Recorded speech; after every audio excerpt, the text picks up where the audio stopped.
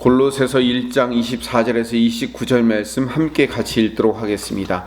나는 이제 너희를 위하여 받는 괴로움을 기뻐하고 그리스도의 남은 고난을 그의 몸된 교회를 위하여 내 육체에 채우노라. 내가 교회의 일꾼 된 것은 하나님이 너희를 위하여 내게 주신 직분을 따라 하나님의 말씀을 이루려 함이니라.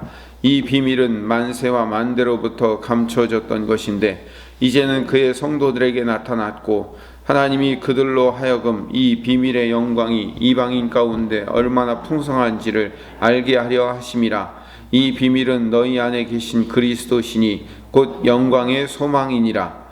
우리가 그를 전파하여 각 사람을 권하고 모든 지혜로 각 사람을 가르침은 각 사람을 그리스도 안에서 완전한 자로 세우려 함이니 이를 위하여 나도 내 속에서 능력으로 역사하시는 이의 역사를 따라 힘을 다하여 수고하노라. 아멘.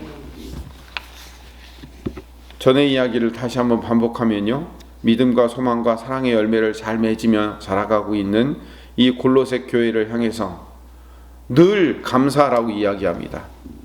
골로새 교회가 감사해야 될 이유는 예수 그리스도가 그 골로새 교회 우리의 소망이기 때문에 그 예수님을 찬양하며 예수님을 감사하라고 인사말에서 계속 이야기하고 있습니다.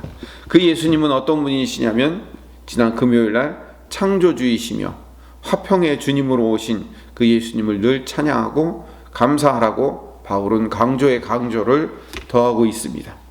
이어서 이제 1장 마지막 24절에서 29절의 말씀은 교회의 이야기로 넘어갑니다. 교회의 이야기이자 바울 자신의 이야기를 하고 있어요. 바울 자기 자신이 교회를 위해서 고난을 받는 사람이다 라고 24절에 얘기합니다.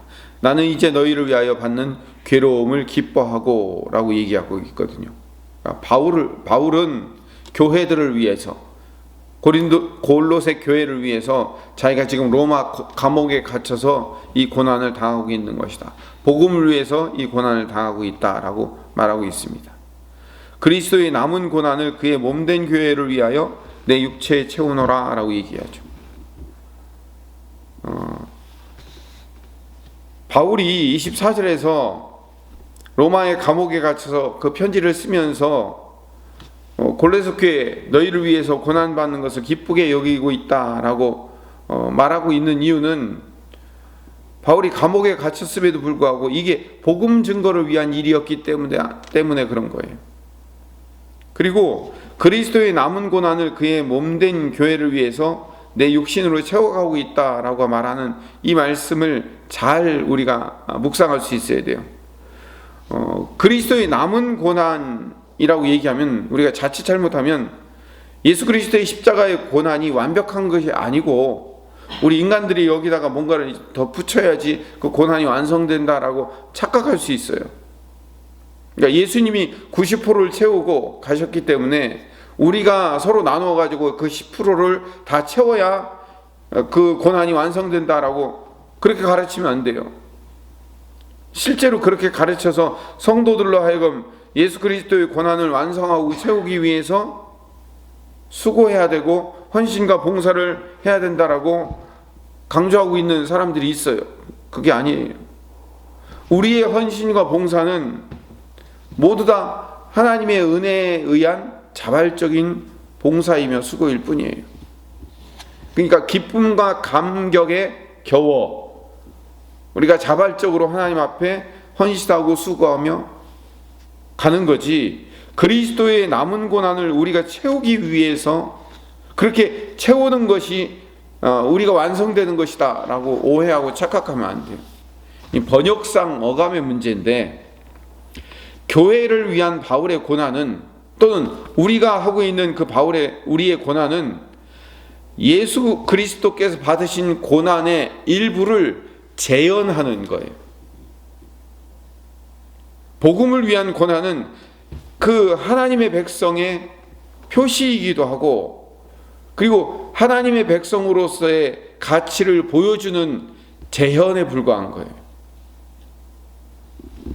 교회를 세우고 한몸된 성도를 세우기 위한 이 고난은 주님의 고난을 따르는 거예요. 동참한다 이렇게 표현하는 것이 가장 적절해요. 동참하는 거예요. 예수 그리스도의 십자가 고난은 100% 완벽하고 완성된 거예요. 우리가 그 고난에 동참하는 거예요. 재현하고 따라가고 맛보고 경험하는 것, 우리 그렇게 생각해야 되는 게 맞아요. 주님의 일하심에 참여하며 복음 전파를 위해서 주님의 고난을 맛보며 경험하면서 살아가는 거죠.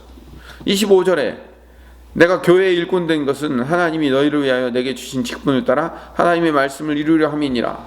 바울은 하나님께서 골로새 교회와 여러 교회들을 위해서 하나님의 말씀을 전파하게 하시려고 내게 사명을 주셨다는 거예요. 그 사명은 사도의 사명이죠. 복음 전파의 사명이에요. 그래서 그 복음 전파의 사명을 위해서 교회의 일꾼이 되었다라고 얘기하는 거죠. 26절에 이 비밀은 만세와 만대로부터 감춰졌던 것인데 이제는 그의 성도들에게 나타났고, 만세와 만대로부터 감춰졌다라고 얘기하는 것은 그 복음이, 다시 말하면 예수 그리스도가 결국 메시아의 완성이며 예수 그리스도가 구약에서 이야기되었던 그 하나님의 구원의 완성자다라는 사실을 결국 예수님을 통해서 그 모든 구원의 계획과 섭리가 완성되었다라는 것이 드디어 드러났다라는 거예요. 구약에서는 예수님이 오실 것에 대해서 감추어져 있다고 그래요. 그래서 제가 창세기도 그렇고 출애굽기도 그렇고 이렇게 주일날마다 강해를 하면서 말씀드렸잖아요. 이것은 예수 그리스도의 모델입니다. 모세의 기도, 중보기도는 예수 그리스도의 모형입니다 라고 늘 예수 그리스도의 모형, 모델, 상징 이런 얘기를 하는 이유는 뭐냐면, 구약에서는 그렇게 감춰졌던 그 구약의 신앙의 선진들의 사건과 그리고 행동과 그들의 이야기들이 결국은 예수 그리스도를 통해서 완성되었다라는 것을 이야기하는 거예요. 이게 바로 만세와 만대로부터 감춰졌던 것인데 너희 성도들에게 밝히 드러났다라는 얘기가 바로 이거예요. 그래서 이 말씀을 근거로 해가지고 우리가 구속사적 해석이라고 부르는 거예요. 구약의 모든 이야기는 예수 그리스도를 통해서 완성되고 하나님의 모든 계획은 예수님을 통해서 완성되었다라는 것을 보여주는 거죠. 27절에도 계속 설명해요. 하나님께서 이방 사람들 가운데 나타난 이 복음의 비밀의 영광이 얼마나 풍성한지를 성도들에게 알리려고 하시는 거예요. 이 비밀은 여러분 안에 계신 그리스도이시요 곧 영광의 소망이다 라고 얘기해요. 예수님을 믿음으로 만대와 만세 전에 계획한 구원의 역사가 온전히 우리 삶에서 드러날 수밖에 없는 거죠. 28절에 우리가 예수 그리스도 그분을 전파하며 각 사람을 권면하고 모든 지혜로 각 사람을 가르치는 이유는 각 사람을 그리스도 안에서 완전한 사람으로 세우는 것이 구원의 최종 목적이다 라고 얘기해요. 제가 골로새서 얘기할 때 계속 말씀드렸죠.